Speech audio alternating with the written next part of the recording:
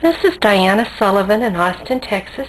I've been teaching a series of machine knitting ribber lessons, and now I'm going to show how to cast off, knit to, purl to rib using a tapestry needle and the Smiles and Frowns cast off. The first thing that's needed is to cut the yarn so that I have a nice long end to sew with. And I think I want about 3 times the width of the stitches.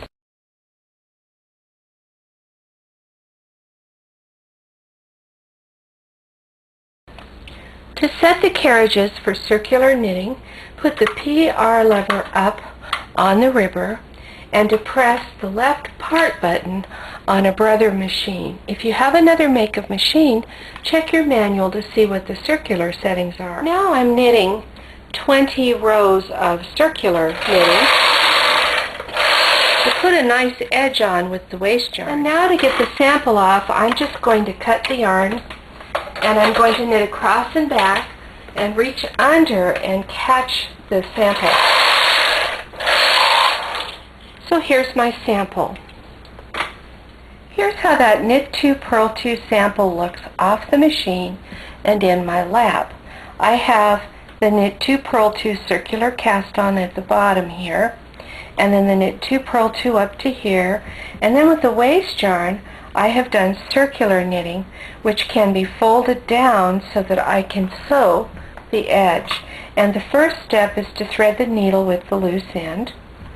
So I just take the needle, fold the yarn around it, pinch, and push it through. The next step is to bring this yarn from the outside of the purple to the inside of the purple. And what I want to do is go in right next to the stitch this came out of.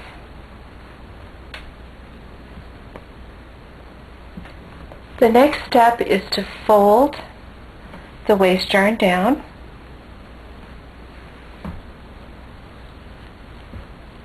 Now, the stitches that I am going to sew into are the rose-colored stitches that show right beyond this ring of waist yarn where the first row of waist yarn catches in.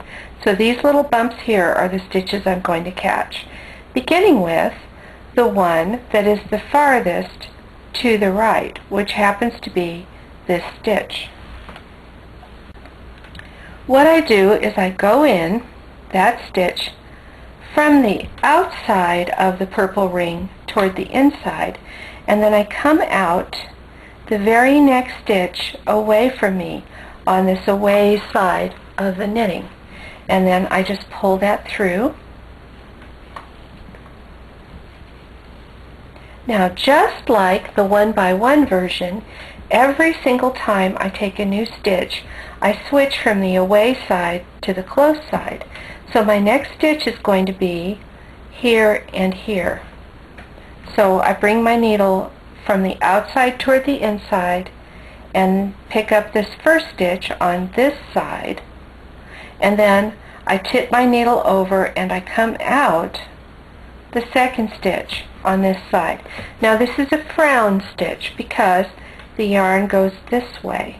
It goes in the stitch and out the stitch, an upside down U shape. And you see the yarn being pulled across, just goes across the top. Now I go to the opposite side for the next stitch. So over here is where I go. I insert the needle there. It's the same place I came out of. I go in where I came out, and then I go through the next stitch from the inside. This is a U stitch and this is a new stitch, and I pull that through. And don't go tight, keep a nice soft tension. Next, that stitch was on this side, so the next stitch is on this side, and I go in where I came out, and I can see it there, and then I come and take the next stitch from the inside out. That's another frown stitch. The stitches on my side, on the close side, are the frown stitches. The stitches on the far side are the smile stitches. So again, I go in where I came out and then come out the next stitch. Now we call that a smile stitch because the yarn went in this way and came out that way. forming a U shape or a smile shape. And then the next stitch is going to be a frown on my side, U stitch, new stitch. The next stitch will be a smile on the far side, so in and out, new stitch, U stitch. And I'm going to go ahead and finish sewing this on across so that you can see how it looks. Here I am really close to the end, so I thought I would film these last few stitches where I go in and come out like I did earlier and just show how to end it off. Come in and do my smile stitch over here. There it is.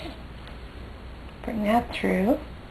And then I like to just tug and fiddle and make sure that I got everything. The final stitch goes in where I came out, and then it just catches across on the other side through the stitch I was just on the other side. And then I want to bring this through the purple waste yarn and simply unravel the waste yarn. So I'll get that off and be right back. Well, you're probably wondering if it worked okay to use smiles and frowns on a 2x2 ribbing, because it is very different in the way it's constructed from a 1x1 ribbing. But look how nice that looks. I will tell you that even though it looks just fine on this end and the same on the front and the back, look, it doesn't really look like the circular cast on at all. It really does look a little different. But that's quite a nice bind off, and you can use it in a lot of situations. So that was the tapestry needle, Smiles and Frowns, bind off in 2x2 ribbing.